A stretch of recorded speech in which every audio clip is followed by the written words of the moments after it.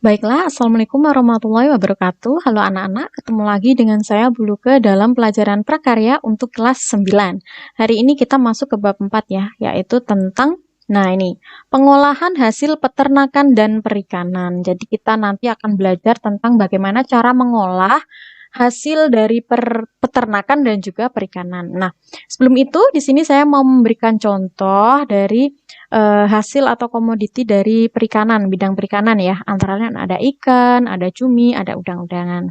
Nah, di sini nih ada ikan mas, kemudian ikan lele, ada juga ikan gurami, ada ikan patin, kemudian ikan nila. Nah, ini ada ikan kerapu, ada ikan kakap putih gitu ya. Nah, ini juga ada udang dan juga ada cumi-cumi. Jadi ini untuk contoh-contoh dari hasil perikanan gitu ya, komoditi dari bidang perikanan. Kemudian yang selanjutnya ada hasil dari bidang peternakan, misalkan seperti daging sapi, ada juga daging ayam, telur dan juga ada ini susu. Ini merupakan contoh-contoh dari bidang peternakan. Ada masih banyak lagi contohnya, misalkan kita cari contoh lain, ada daging kambing, mungkin daging bebek. Untuk selanjutnya kita belajar tentang manfaatnya. Nah, ini manfaatnya. Jadi, untuk hasil dari perikanan dan peternakan tadi, seperti ikan, udang, cumi, ada daging, susu, itu mereka punya manfaat masing-masing gitu ya.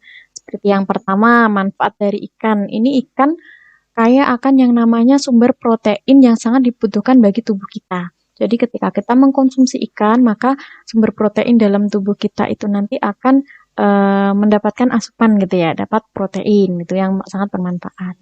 Kemudian udang di sini juga selain mengandung protein juga, dia juga merupakan sumber lemak dari omega 3.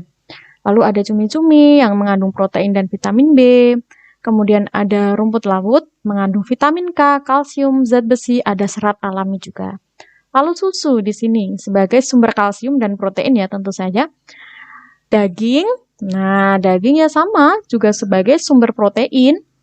Lalu ada telur. Di sini selain protein juga mengandung vitamin, kalsium, ada zat besi juga. Nah, dari sini dapat kita simpulkannya bahwa ternyata hasil perikanan dan peternakan itu mayoritas mengandung sumber protein yang sangat dibutuhkan bagi tubuh kita, gitu ya.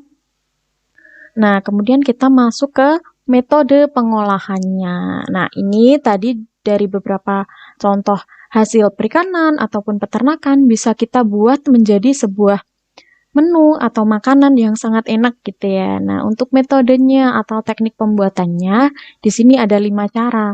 Yang pertama kita bisa merebus atau boiling. Jadi, misalkan kita mau merebus daging. Nah, daging itu nanti kita masukkan ke dalam panci yang berisi air, kemudian kita merebus selama berapa jam gitu ya. Itu merupakan contoh teknik merebus. Kemudian yang kedua kita mengukus atau steaming. Ini kita menggunakan panci pengukusan. Lalu yang ketiga ada teknik menggoreng atau frying. Di sini teknik menggoreng kita bisa menggunakan minyak yang banyak, bisa juga menggunakan minyak sedikit tergantung selera gitu ya.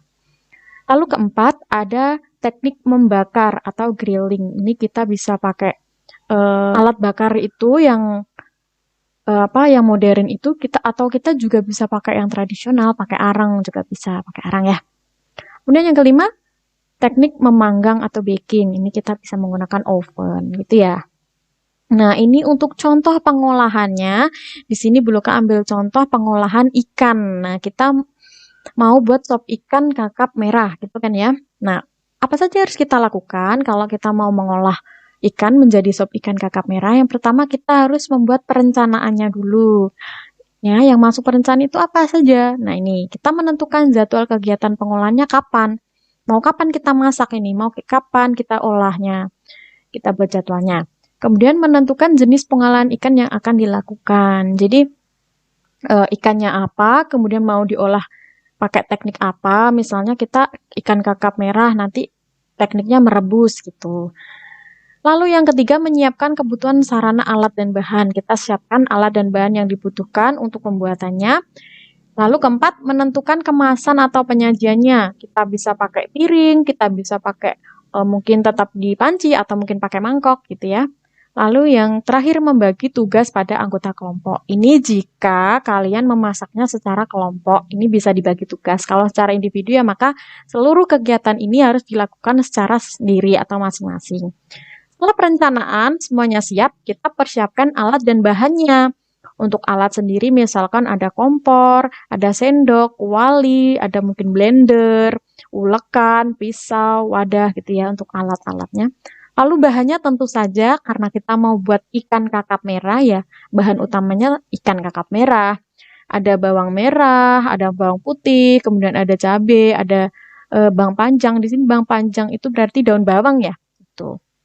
Lalu setelah alat dan bahannya sudah siap, kita mulai masuk ke proses pembuatan. Nah, di sini. Nah, ini untuk cara pembuatannya. Pertama kita bersihkan ikannya, kemudian dipotong menjadi 3 bagian, dilumuri dengan apa ini? Garam dan jeruk nipis ya, biar tidak amis, hilang aroma amisnya. Nah, itu kemudian didiamkan sekitar 15 sampai 20 menit.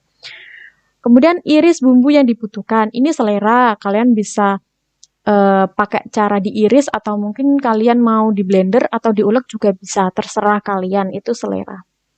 Kemudian tumis bumbu yang tadi sudah diiris sampai harum, kemudian tambahkan bumbu-bumbu lain, misalkan garam gitu ya, atau mungkin gula dan sebagainya. Buatlah air kaldu sebagai penambah rasa. Jadi tadi kan ikannya itu nanti ini direbus, jadi akan menghasilkan kaldu. Nah, ini bisa menambahkan rasa. Kemudian masukkan apa lagi nih? Bumbu-bumbu tadi yang sudah kita tumis ke dalam kaldu yang sudah mendidih. Setelah itu baru dimasukkan daun bawang dan masukkan ini daun kemangi. Kalau daun kemangi ini cuma untuk kondimen tambahan ya, bisa kita tambahkan atau tidak terserah kalian, itu selera aja. Nah, kalau sudah proses pemasakannya sudah selesai, nah ini sekarang kita masuk ke penyajian. Nah, kita bisa menggunakan mangkok atau kita bisa menggunakan piring, tergantung, terserah lah selera untuk penyajian gitu ya. Nah, untuk penyajiannya lebih enak kalau disajikan saat masih panas gitu ya. Nah, ini untuk contoh gambar dari olahan sop ikan kakap merah ya. Nah, ini contohnya. Kemudian masih banyak lagi pengolahannya, contoh-contohnya ada pengolahan udang, di sini ada udang saus tiram, kemudian ada pengolahan daging ayam, misalnya dibuat opor ayam, nah masih banyak lagi. Kalian nanti tugasnya mencari sendiri ya, silakan kalian cari contoh-contoh olahan yang berasal dari hasil perikanan ataupun peternakan. Mungkin itu yang dapat Buluke sampaikan, terima kasih atas waktunya, sekian, wassalamualaikum warahmatullahi wabarakatuh.